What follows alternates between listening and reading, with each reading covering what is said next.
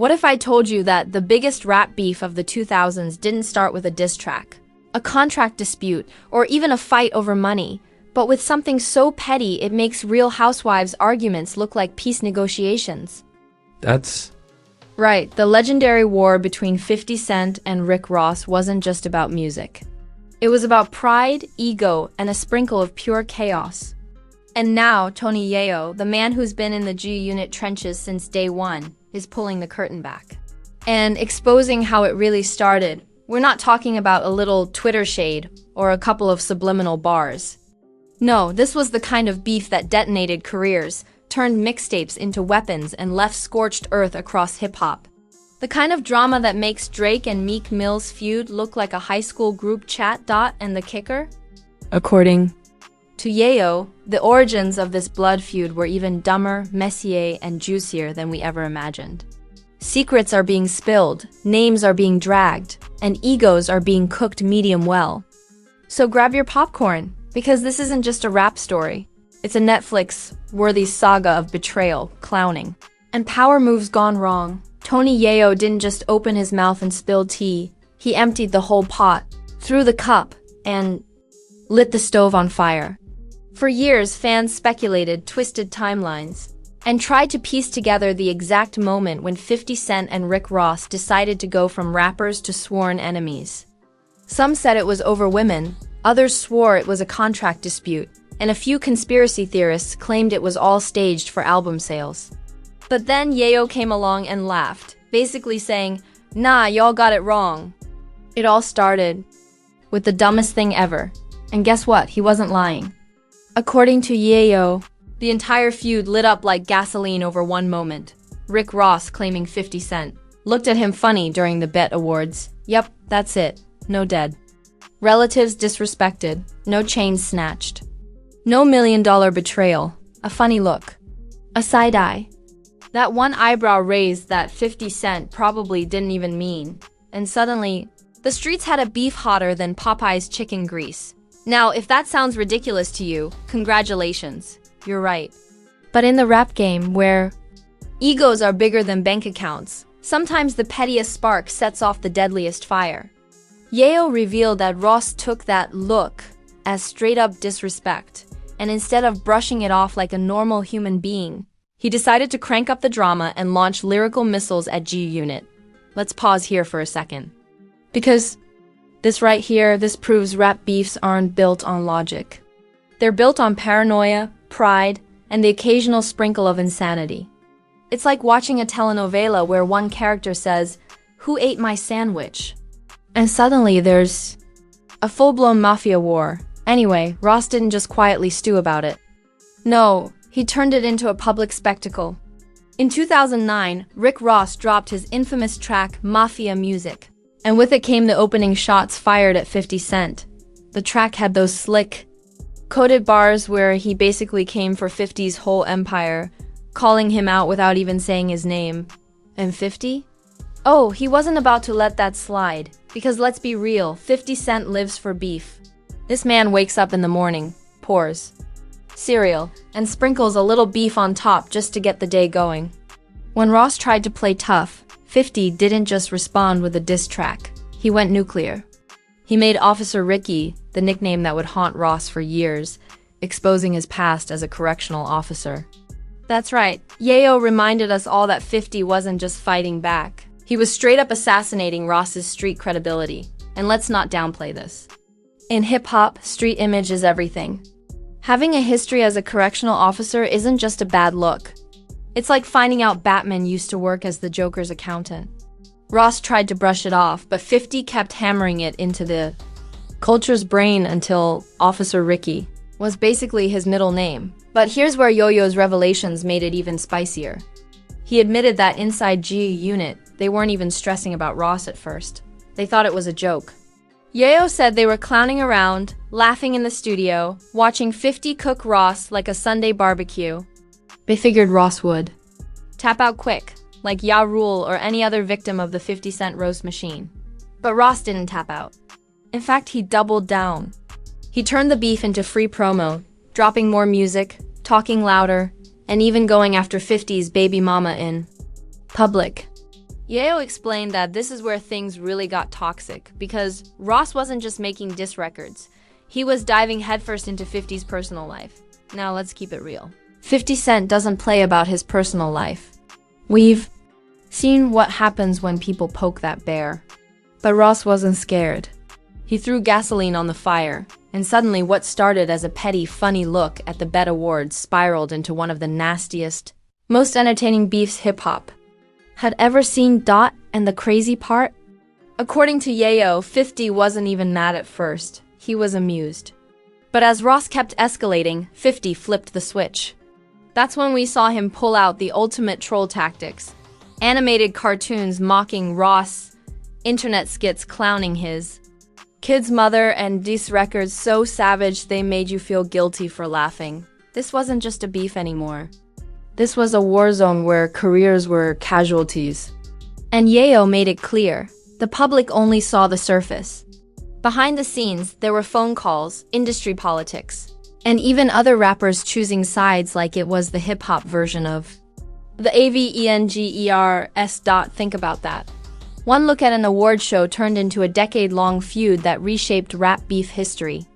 Yayo exposed that the whole G-Unit camp was shocked at how far Ross pushed it, and yet they were entertained too. Because if you know 50 Cent, you know he's like the Joker in Gotham. The more chaos you give him, the bigger his smile gets. By the time the dust started settling, this wasn't just about Ross and 50 anymore. It was about power, respect, and proving who had the last laugh. And Yayo, he didn't sugarcoat it. He made it clear this beef wasn't an accident. It was destiny. A rap game train wreck we couldn't look away from, no matter how wild it got. The beauty of a rap beef is that it's never just about two rappers. Once the shots start flying, the entire culture pulls up with popcorn, memes, and screenshots. And this feud? Oh, it turned into a circus faster than you can say, in-day club. Tony Yayo spilled that once Ross refused to bow out, the internet became the unofficial referee. And every celebrity with Wi-Fi had something to say, to think about. This was the late 2000s, the golden era of hip-hop blogs and forums. You had sites like WorldStar, Hip Hop No Right, and Hip Hop DX turning this feud into daily soap opera episodes. Every new diss, every shady Instagram post, every leaked phone call, instant headline. And Ross, instead of ducking out, leaned into it like a man auditioning for a WW. He wasn't just rapping anymore. He was staging a whole performance. One of the most shocking moves Ross made, according to Yayo, was dragging DJ Khaled into the beef. Remember that moment? Ross's camp dropped a video of someone stalking Khaled's mother's workplace, leaving threatening messages and making it look like G-Unit was responsible. It was messy, ugly, and downright insane, and 50. He flipped it like a professional troll, turning the video into meme fuel. Yayo revealed that, behind the scenes, they were cracking up, because 50 knew exactly how to spin it into his own entertainment empire. And let's not forget, the memes were ruthless. Twitter roasted Ross's correctional officer past like it was Thanksgiving dinner. People were photoshopping Ross in a cop uniform, handing out parking tickets to rappers, and even writing fake scripts for Law and Order Officer Ricky Unit. If you think TikTok is savage today, just imagine MySpace, YouTube, and Twitter tag teaming a rapper's entire persona back then. Ross couldn't walk anywhere without someone shouting, "Officer Ricky, where's your badge?" But here's where the plot twisted even harder. Celebrities started choosing sides. Eminem? Of course, he was with 50, ride or die. Kanye West? Surprisingly, he leaned toward Ross, calling him the new sound of the streets. And then you had people like Diddy, who played Switzerland but secretly cosigned Ross because they were building Maybach music together. According to Yayo, this made 50 even more determined to drag Ross through the mud, because if there's one thing Curtis Jackson can't stand, it's being underestimated. Yayo also revealed something wild. 50 wasn't just clowning Ross. He was hitting him where it hurt financially. While Ross was busy firing off bars, 50 was allegedly calling venues, leaning on promoters and working his industry connections to choke out Ross's bag. This wasn't just rap beef. This was chess. And Yayo admitted that while most rappers only think about dissing on wax, 50 thought like a mob boss. He wanted to control the narrative and the money. Now imagine being Rick Ross during all this. You're trying to build a rap empire, drop hits, and prove you're the boss, but every time you turn around, 50 Cent is dropping another viral cartoon of you in a cop hat, or worse, showing up in your real life. Remember when 50 pulled up at Ross's baby mama's house? Made a video with her, shopping for furs and talking reckless? That wasn't rap beef, that was psychological warfare. Yayo laughed while retelling it, saying, "We knew Ross wasn't ready for that level of petty. And the fans? Oh, they were eating it up like it was the Super Bowl of disrespect. Every diss track was trending. Every new move was a meme. It got to the point where people were tuning in daily, not for music, but just to see what outrageous stunt 50 Cent would pull next. But here's the kicker. Ross wasn't folding. Instead of retreating, he used the beef as free marketing. He dropped Deeper Than Rap, his biggest project at the time, and the sales actually spiked because of the feud. Yayo admitted that this is what shocked them the most.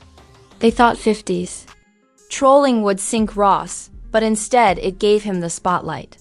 In a way, 50 accidentally made Ross bigger. And that's when the beef shifted gears. It wasn't just about music anymore.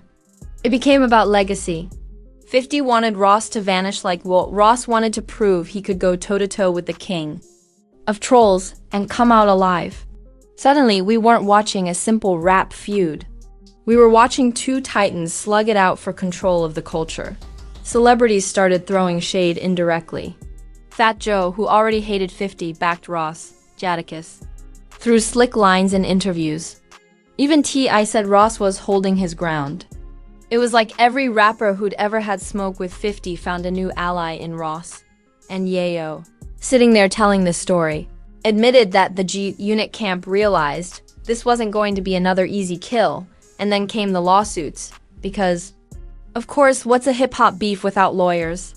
Between defamation claims, custody drama, and rumors of backdoor deals, the courtroom became just as messy as the studio. Yayo revealed that, at one point, they were drowning in paperwork, half music business, half beef-related nonsense. But here's the hilarious part. 50 thrived in that chaos. According to Yayo, Curtis would walk into meetings smirking like the Joker, basically saying, "Good, let it burn." He didn't care if things got ugly. He cared that everyone was watching. The public outrage grew too. Some fans were horrified at the personal attacks, especially when kids and families got dragged in. Others said, "This is hip-hop. This is what it's built on." But one thing was undeniable. Everyone was tuned in. From the barbershops to the boardrooms, the feud was the conversation. And let's be honest, this beef made the Kardashians look like Sesame Street. It had betrayal, baby mama drama, cops, memes, lawsuits, celebrity alliances, and psychological warfare. It was pure, uncut entertainment, the type you can't script. Except, of course, 50 Cent was scripting half of it behind the scenes. Yo-yos. Insider Tea revealed what fans had always suspected. This wasn't just two rappers fighting. This was the birth of a cultural moment, one where the internet, the industry, and even the streets picked sides. And hip-hop fans got the greatest show on earth. By the time the smoke from the early battles cleared, hip-hop fans thought the beef might die down. Wrong. This wasn't Yayo Rule. This wasn't a one-album skirmish. This was nuclear fallout, and every move had consequences. Tony Yayo laid it out like a mafia movie. Both 50 Cent and Rick Ross had built empires. And now the beef was bleeding into everything. Music, business, and their reputations. Let's start with 50. He thrived on chaos. Sure, but every troll has a cost. As much as the fans loved his petty antics, industry insiders started side-eyeing him. Labels, executives, and even some artists didn't want to risk being collateral damage. You can clown your rule and it's funny. You clown a heavyweight like Ross, and suddenly sponsors get nervous. Yayo admitted that G-Unit's relationships took hits. Some doors closed quietly, some promoters hesitated, but did that slow 50? Not a chance. If anything, he wore the hate like jewelry. Meanwhile, Ross, he flipped the beef into rocket fuel. Instead of crumbling under Officer Ricky memes, he doubled down on his boss persona. He launched Maybach Music Group, signed Meek Mill and Whale, and turned MG into a powerhouse. Fans who once laughed at him now saw him as the underdog who survived 50 Cent's most vicious onslaught. And in hip-hop, surviving 50 was like surviving a Mike Tyson knockout punch. It made you legendary, but let's not sugarcoat it. The beef left scars. Ross's personal life became a soap opera with baby mamas, custody battles, and lawsuits splattered across the internet. His correctional officer past never disappeared. Yayo said privately Ross hated that part the most. Not the diss tracks, not the taunts, but the fact that fans still shouted Officer Ricky years later. That nickname stuck harder than Gorilla Glue. And 50? Oh, he collected enemies like Infinity Stones. By backing Ross, rappers like Fat Joe and Jadakiss went harder at him. Diddy iced him out. Even artists who respected his hustle kept their distance. Because being cool with 50 was like playing dodgeball with live grenades. But here's the irony Yayo pointed out. Both men won in their own twisted ways. 50 didn't destroy Ross like he did Ya Rule, but he kept himself culturally relevant when his music was slowing down. He turned into a walking brand, vitamin water movies, TV shows like Power and Ross. He used the beef as credibility armor. Every time someone questioned his past, he could say, I went to war with 50 and survived. Boom. Instant respect. Fans, though, never stopped debating. Who really won? Was it 50, the master troll who turned the beef into entertainment gold? Or was it Ross, the so-called correctional officer who flipped the narrative and became a mogul? Ask 10 fans, you'll get 10 different answers. Some say 50 buried him with pure disrespect. Others say Ross climbed out of the grave and started building skyscrapers. Either way, the culture ate good, and then came the aftermath no one saw coming.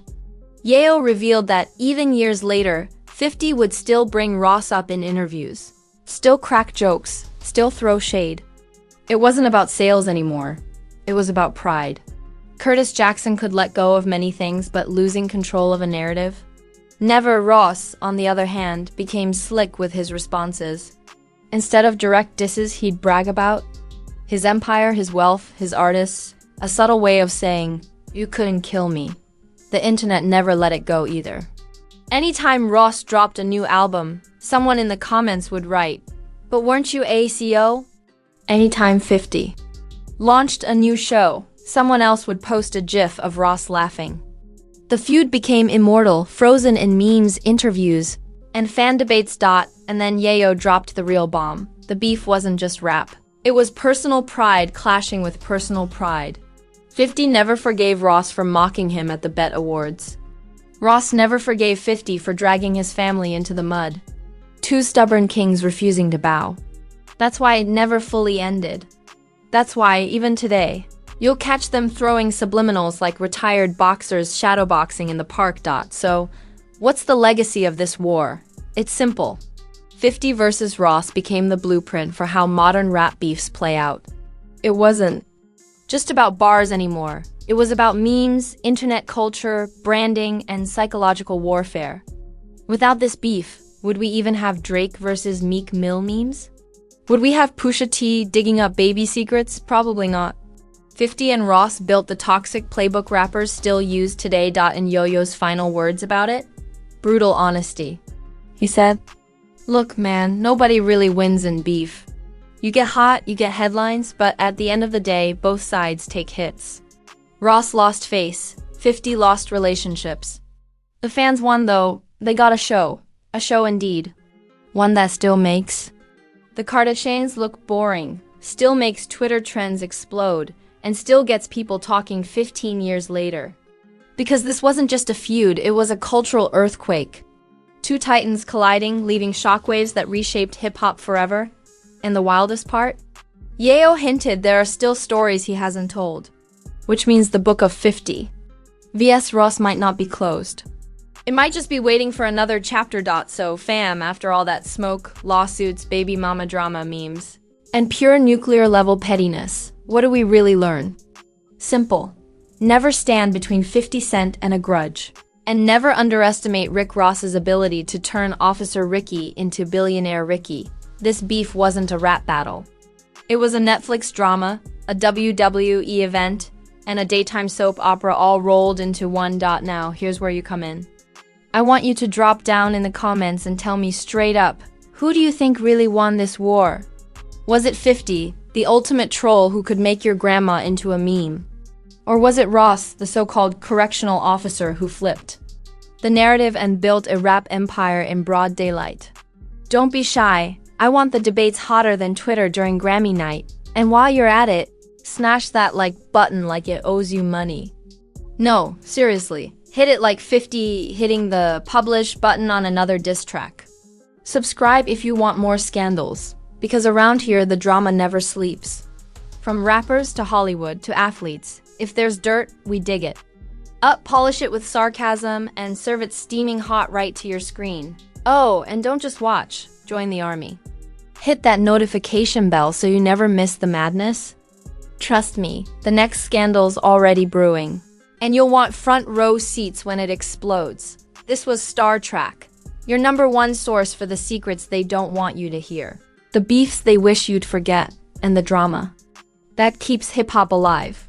Until next time, stay petty, stay loud, and remember, in this game, legends aren't made in peace. They're forged in beef.